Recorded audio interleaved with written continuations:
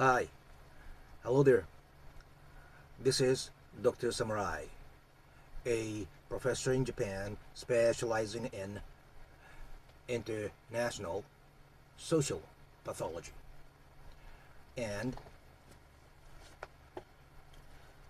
this is my diploma. I stand in front of my university students. I would like to start a series of 54 of my prison friend as a person lectures. I have been communicating with so many incarcerated people. Some of them are prison gangs,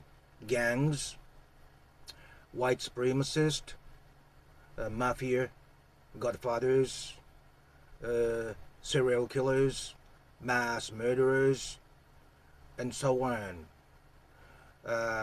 Most of which I think you must have heard of the name. My purpose is I stand at the neutral position, but I thought to have you know kind of person they really are will be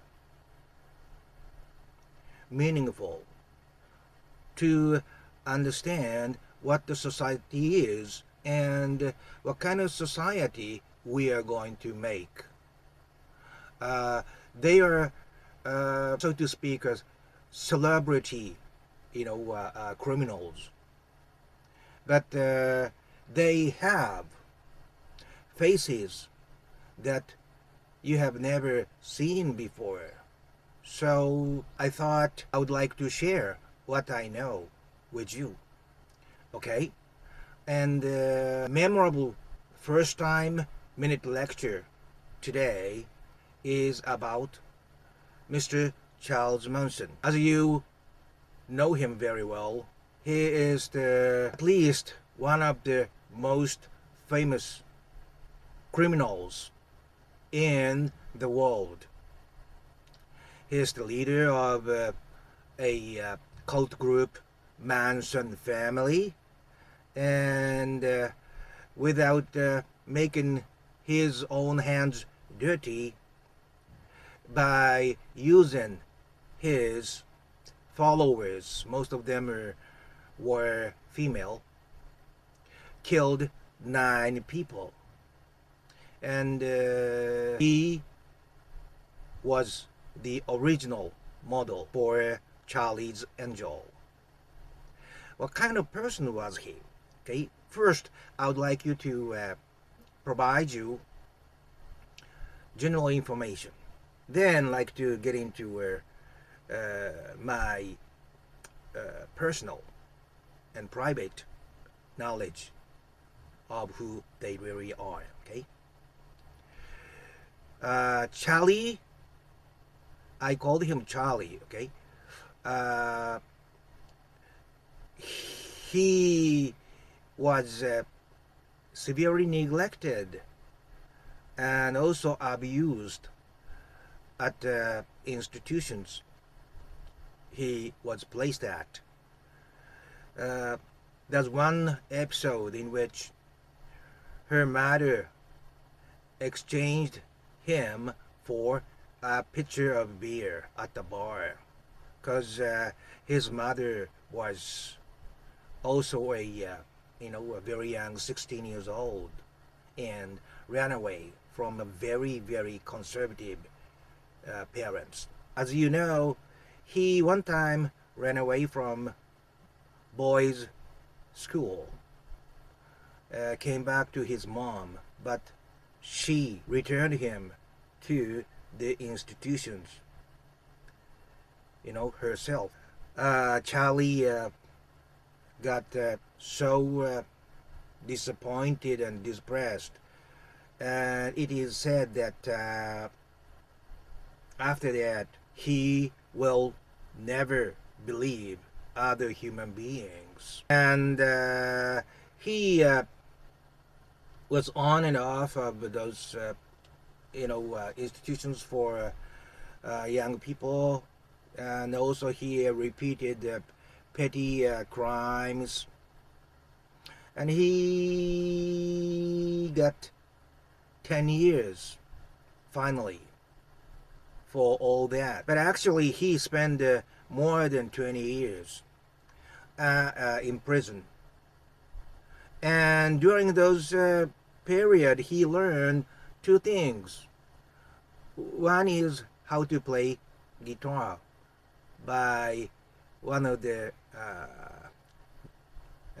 youngster leaders, and the other is how to control other people. His neighbor, one of his neighbor, was very familiar with Scientology, and it is said that Charlie learned part of know-how from that friend, a neighbor in prison. Okay, to make it very short, 20 some years after, although he didn't get out into unfamiliar world, he actually did.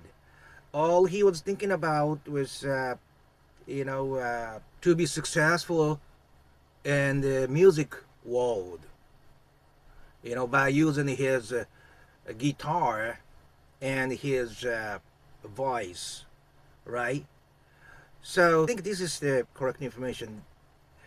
He learned the address of Mr. Dennis Wilson of the Beach Boys. This spot is well known to everybody, but he, gradually enlarged his Manson family. He said that he was very good at distinguishing a girl who had some kind of a trauma, inside. So he approached only those whom he believed he could win over. And after a few members he had under himself, then those hardcore members started to canvass other people, other people to be recruited. I'm sorry. It is said that he one time was waiting at Dennis Wilson's house. In his bus on his way from San Francisco to Los Angeles, I think, and he became friends with Mr. Dennis Wilson, who was also a party animal. And Dennis introduced him to Terry Melcher, a famous music producer.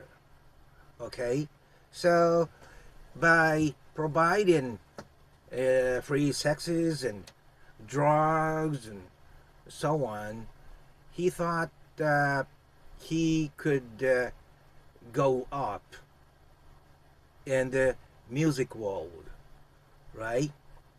But in the end, Terry Melcher didn't get along, and Charlie felt he was betrayed. And that is why he killed Sharon and her friends, and also La Bianca. Okay? And I personally think the reason why he did not kill Terry Melcher himself, but rather those who lived after Terry moved out, was, I think, knowing that the people who lived his previous home was killed, there was a possibility that Telly Melcher could turn over to help Charlie, might possibly. That's what I personally think. And to cover up their murders, they wrote down pigs and you know death to pigs and so on, insinuating this is part of racial wars, and it is alleged that Charlie and his family would control the world after the racial war is over. But of course, it didn't go that way.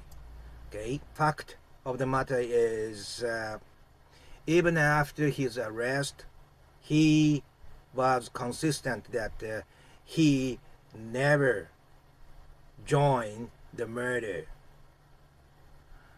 Also, it was famous in those days that he put the X sign, not the swastika yet, X sign, and all the family members followed him by putting an X sign in between their eyebrows, meaning that they exited out of that authority-controlled courthouse,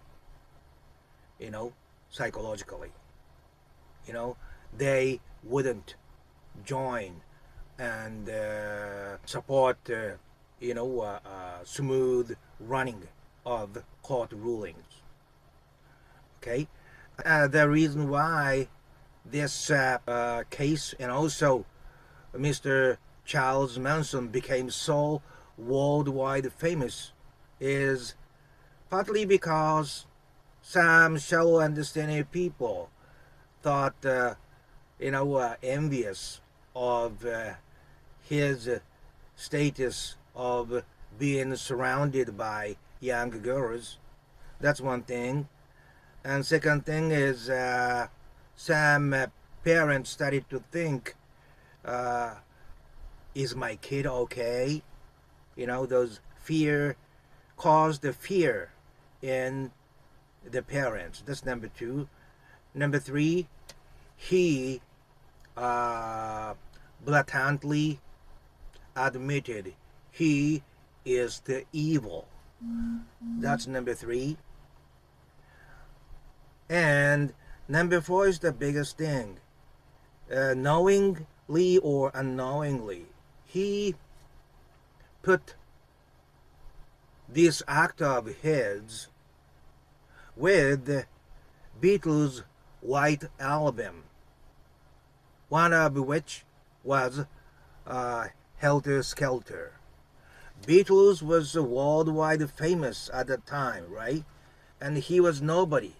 But as he put his act with this Beatles album, that Beatles fame brought Manson up at the same level.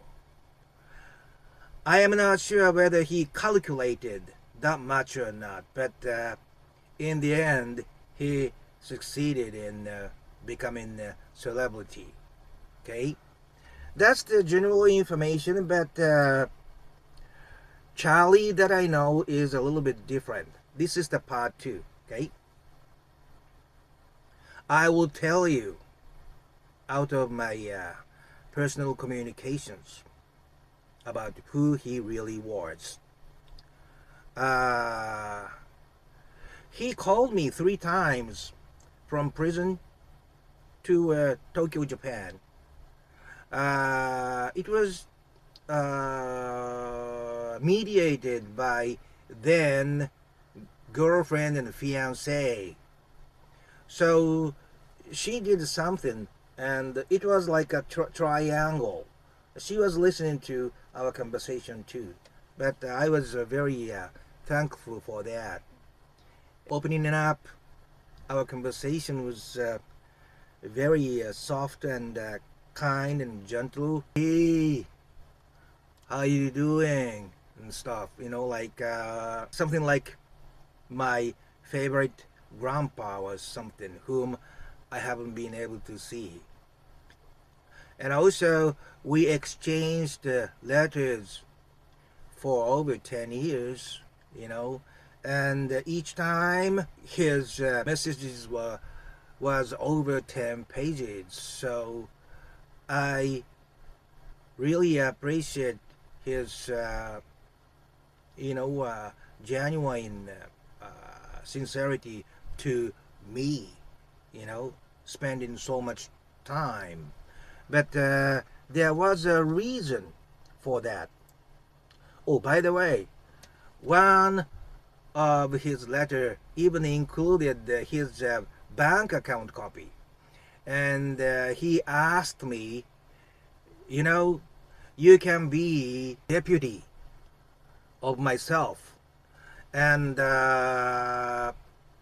please check this and this money transaction, which I do not remember. Which I did. I called Cochrane State Prison and asked them. But, it turned out to be, part of the normal, transactions. But anyway, he trusted me that much, And I think the reason is what I am going to tell you from now. He, at the time, was into the cause of ATWA, ATWA, air, tree, water, and animals. Charlie was a vegetarian, and I think this ATWA, also I think he intended to put it sound like at war, at war and at war. He liked things like that, He was like real movie stars or, famous musicians. Once, camera is on, he changes his personality. He put so much energy to be shiny, But usually him was kind of quiet and gentle and more like philosophical. But anyway, he was into saving the earth and the nature, because I think although his mother deserted him while she was in prison for robbery for 3 years, he was placed at his uncle's home, which was surrounded by, mountains and full of nature. And I think he liked that environment very much. So people betrayed him. But in his mind, nature is something, which has always been there to encourage him. So he was appreciative to nature.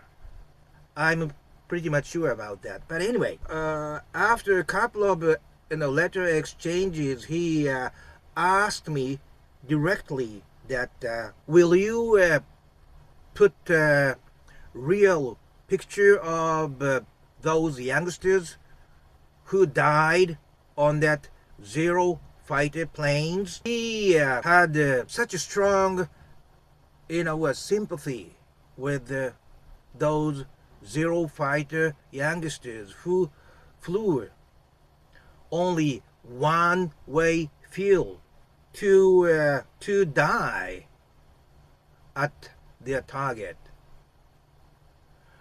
And In my understanding, World War II was from 1939 to 1945, 39 to 45. And Charlie was born in 1934, okay? So it was right before World War II started. So World War II was kind of real-time incident to him. And in those days, he was already, I think, placed at the boys' school, and probably he put himself on those people who are to die. It's like he understood their fate to die by the society while he was placed in institutions for young people by the society. Do you understand what I'm saying? It's like he thought he is similar to those zero fighter playing youngsters. So I sent a picture, which, as he requested, was not one I took from magazines or newspapers, but something more real, and he liked it very much, So that is probably why he trusted me so much. It was at the ending stage of his life, and because I am a Japanese who carry the genes and DNA of those zero fighter plane youngsters, I think he opened himself up more to me than other people. And at the ending stage of his life means all his aggressiveness, not all, but most of his aggressiveness and ambitions and those performance was gone, and he was getting closer to who he really was, which I now appreciate very much, having been able to see who he really was. He kept mentioning dying and coming back with all those honorable spirits all over the world. He was saying that he would die for 100 years, and then he would come back together with all those spirits of honor,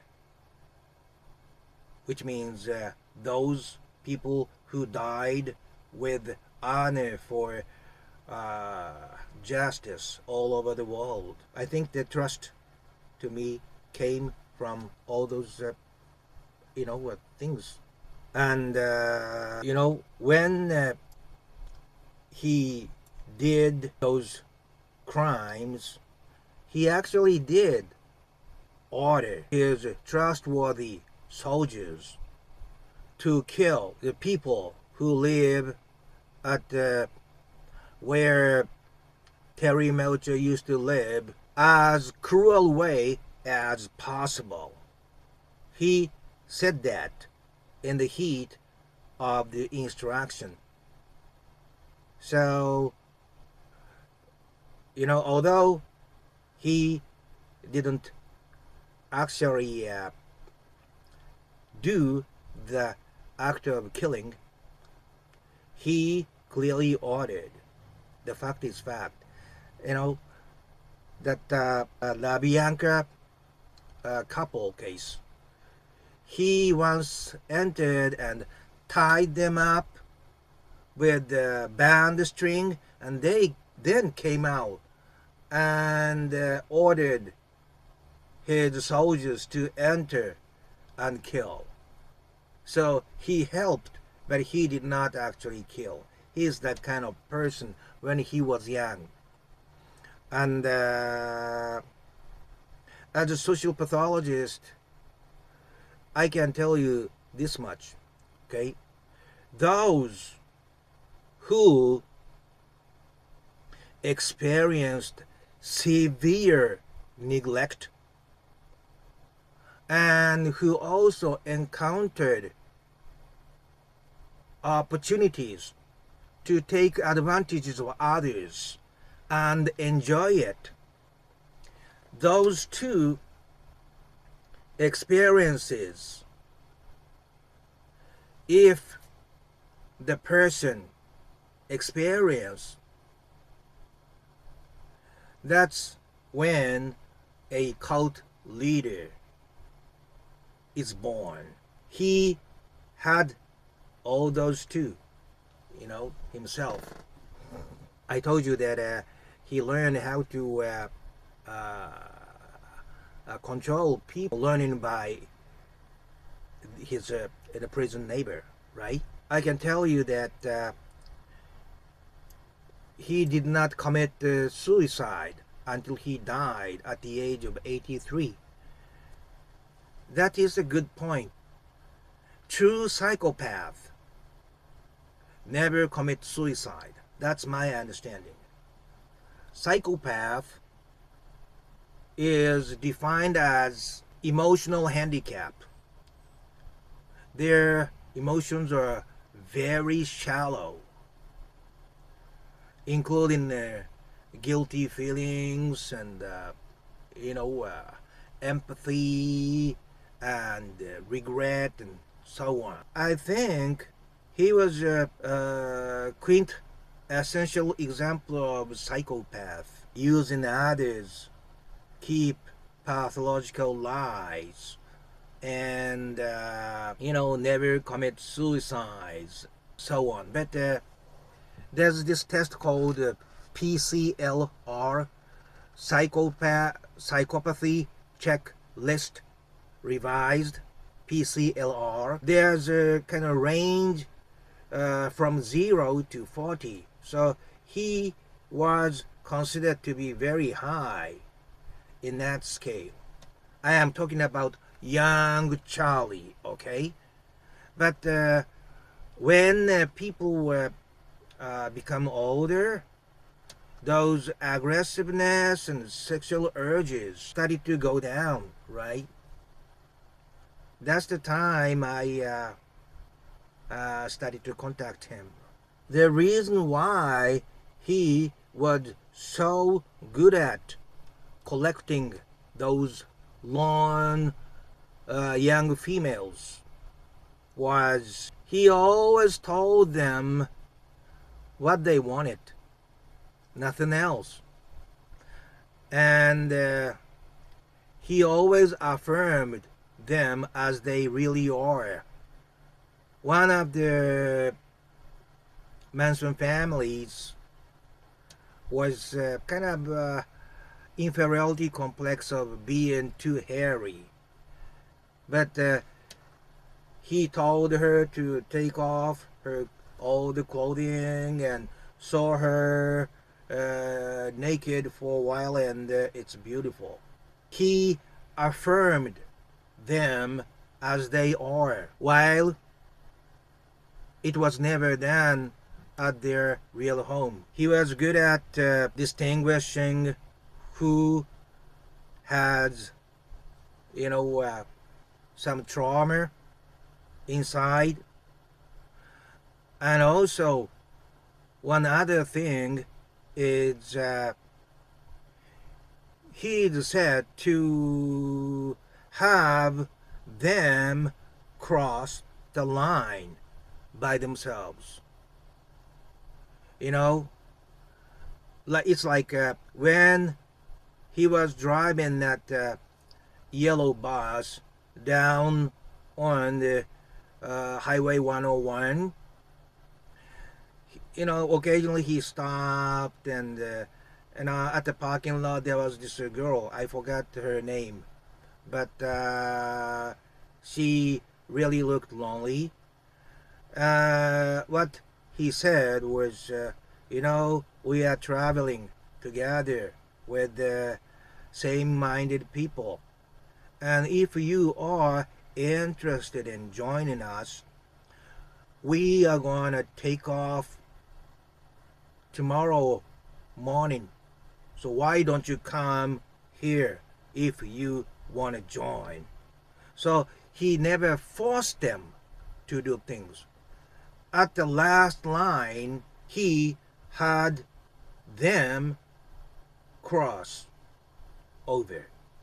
You know, all those, you know, psychological techniques he used as his tools. And it is said that sex was his major, weapon. In addition to using LSD, you take LSD, you feel like you are connected to the universe, as Mr. Sting, the musician, said. So when they were high, what Charlie said sounded like the voice of God or something. It became, you know, very deep inside their psychology. Okay? Plus, he used sex. It is alleged that he was not thinking about his, pleasurable feelings. He just devoted himself to the girl at that moment to win her over. So, sex and LSD were his weapon, but more like on sex, you know. All those things said, it is the fact that his criminal act ended the 60s, which was like a dream to everybody. And after, Manson family murder case, the society changed back to very conservative. It's very ironical, you know.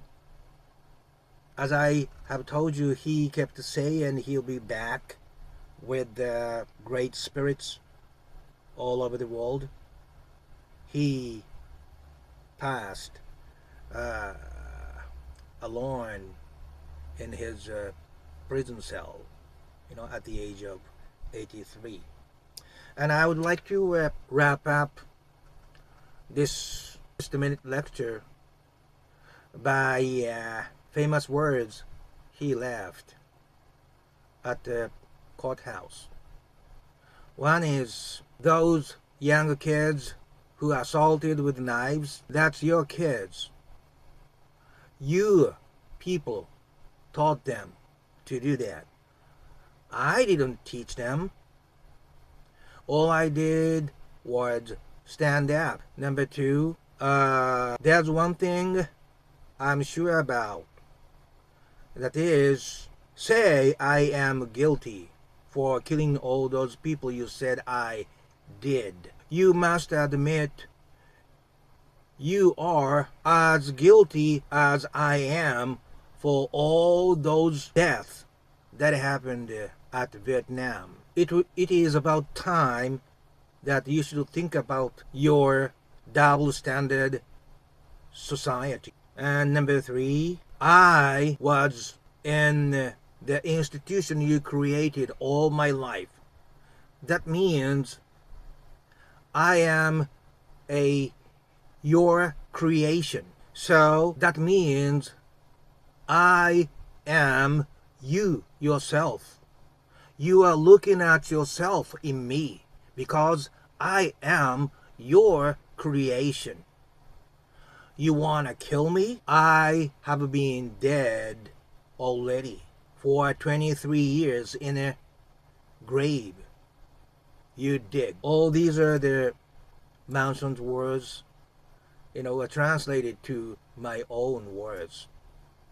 But in a nutshell, I believe he started out his life as being severely neglected and abused, including being raped at the institutions and so on. And because of such neglect and abuse, he developed a high level of psycho that exploded when his last resort, becoming successful as a musician, was rejected by Terry Melcher, and he snapped at that betrayal. But still, the reason he didn't kill Melcher himself was he still had a little bit of hope left that Melcher could turn over to give a little bit of support. But later on, in the ending stage of his life, he was sick and tired of being rejected at the parole hearing. So he stopped showing up at the parole boards, after halfway. And he clearly recognized he will die in the prison. And that's the time I started to contact him, and I understood that he was thinking he was something like zero fighter plane soldiers who are doomed from the beginning.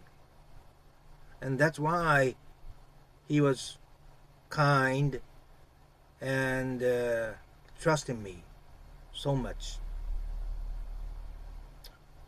In the end, all he cared about was such honorable spirits and nature, which was always there for him. And if you felt that his words was sharp, as I did, it is because if there's this society, those who couldn't enter society, outside of the society, they have this very strong envious feelings towards those who are enjoying it themselves within the society.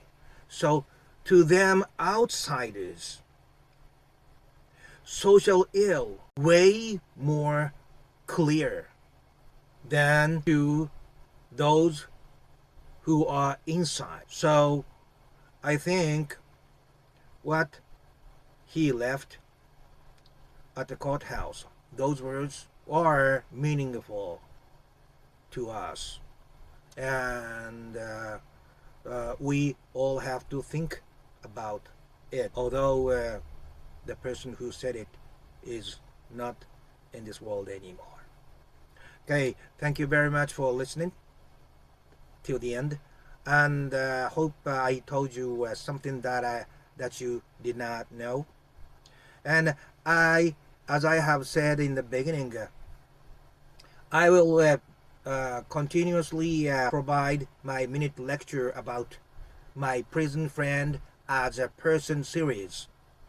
I have 53 more to go. You keep taking my minute lecture. I promise you will have certain level of capability of understanding people and society much deeper, which deserves like 2 credits or 4 credits at the university level.